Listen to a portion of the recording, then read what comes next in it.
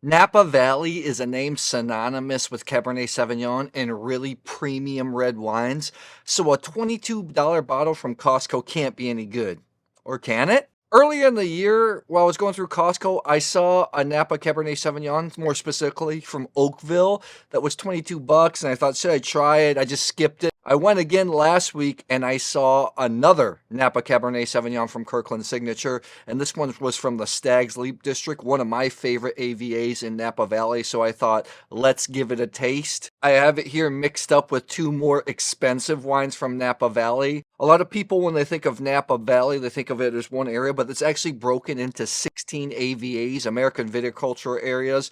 For those of you that don't understand that, it basically just guarantees the origin of grapes. Some of the AVAs are on the valley floor, some are up in the mountains. The Stag's Leap district is on the valley floor. It's one of my favorite districts because if you taste a lot of Stag's Leap district wines, especially the Cabernet Sauvignons, they have this real tobacco-like flavor that I just crave. The Napa Valley Cabernet Sauvignon that won the Judgment of Paris back in the 70s, beat out some top-flight Bordeaux's, was the Stag's Leap Wine Cellars SLV vineyard, obviously from the Stag's Leap district. Because land in California, especially Napa Valley, is at a premium and it's close to San Francisco, the wines usually command a premium. So to me, it's shocking. You can get one for $22.99. That's unheard of.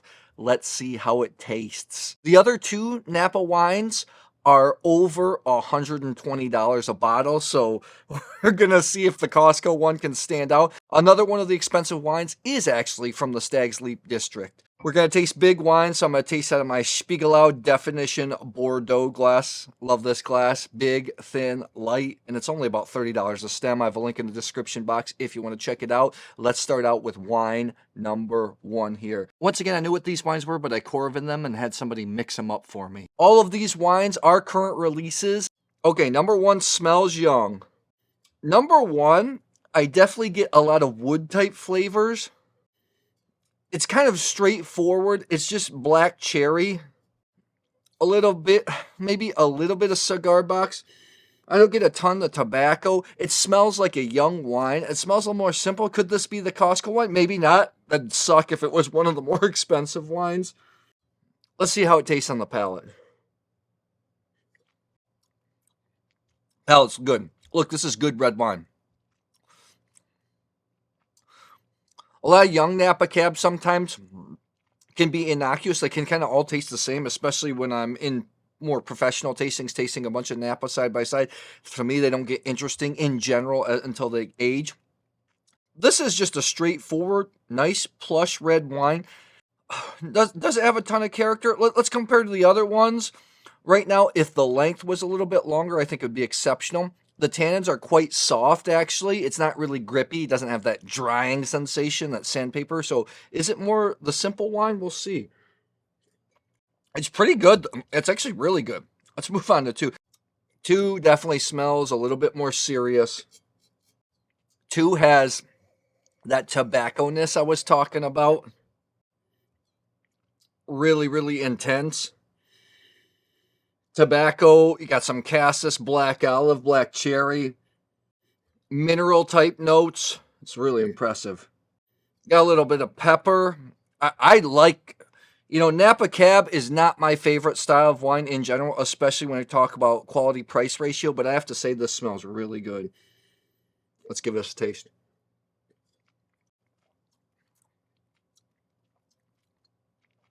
Definitely get a step up. Little bit grippier. Spike of intensity on the back end.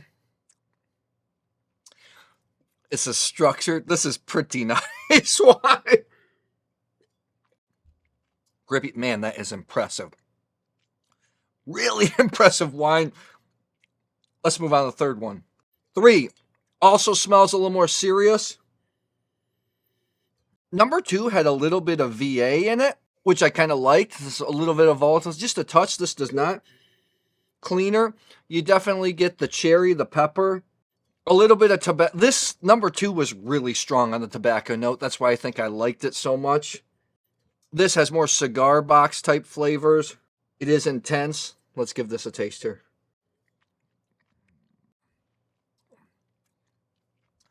Again, two and three are a lot more grippy. To me, they're more serious wines than the first one. What you get with Napa Cabernet, or Cabernet Sauvignon in general, why it's such a great grape, you have this explosion in the mid palate. Not after you taste it at the beginning, but there's like this lift in the mid palate before the wine finishes. A lot of wines, you can taste them fruity up front and then they fall down. Cabernet Sauvignon has it, and other good grapes as well. That's what you get in 2 and 3. There is more grip. There's more tannin in 2 and 3. Again, 2 and 3, more serious wines, they're going to age. 1 is just a fun, friendly type wine. Let me taste it again, just so I know I'm not making a mistake. I have to say, I think 1 could be the Costco wine, but it's a pretty good wine. Kirkland wines can either knock it out of the park or they can disappoint, but I think it's pretty good. Let's move to the reveal. If you like this content, I would like you to consider becoming a channel member. I have several tiers, but in the Grand Reserve tier, I have a monthly live hangout tasting where we talk shop, share wines. It's really difficult to find family and friends that are into wine like you and I are, and that's what this community is. There are perks for other members too, and it supports the work I do here, so thank you. Wine 1, at first, I was like on the 88, 89 point range when I was smelling it, but on tasting it, especially tasting the second time, I went up to 90. I do think it's probably the Costco wine. But if it is, it's pretty decent. But number 1, here's the thing. I'm just trying to be careful here. Napa Cab sometimes, like I said, doesn't have all the complexity right out of the gate. That's some of my criticism of young Napa Cab. It becomes really great with time. 1 is just more kind of straightforward, simple. I think it's good. I'm going to go 90 points on number 1. 90 points. It just didn't have the power or the structure of these next two. Let's take a look. Let's see what it is. It is the It is the Kirkland Signature Series Stag's Leap District Napa Valley Cabernet Sauvignon 2023. Comes in at $22.99. I gave that. This is pretty good wine. 90 points. Kirkland doesn't always knock it out of the park, but this is very solid wine. Does it have the complexity age? No.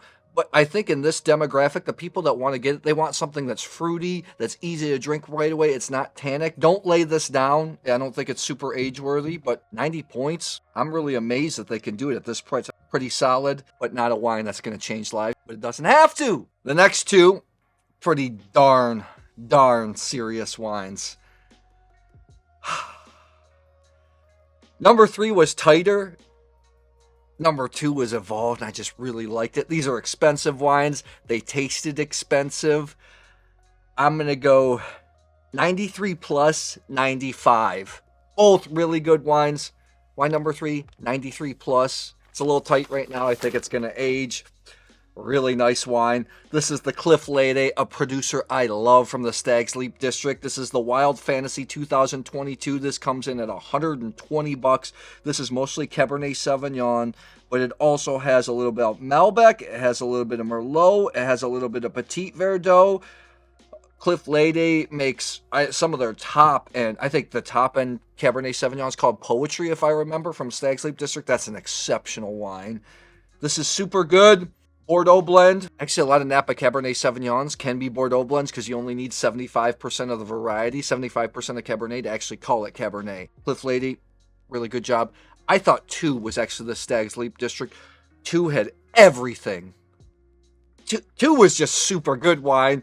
It's ready to drink now, can be aged, complex, delicious, outstanding. 95 points. This is the Raymond Generations 2021 Cabernet Sauvignon, owned by Boisset, Jean-Claude Boisset, who I had a drink with just about 11 months ago.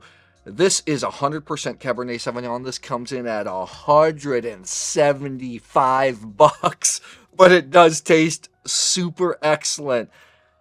Again, this is just for fun. This is different. These are all different demographics. People that buy the Kirkland Signature Napa Cab, they just want to drink it right away. I don't think they want to cellar it. They're just 2 different buyers. I think it's pretty darn solid. Does it bring the thunder of more expensive Napa Cabernet? In this case, no, it doesn't, but I do think it's good. So tell me, have you tried this wine before? What do you think of Napa Cabernet Sauvignon? I'd love to hear. Drop it in the comments below.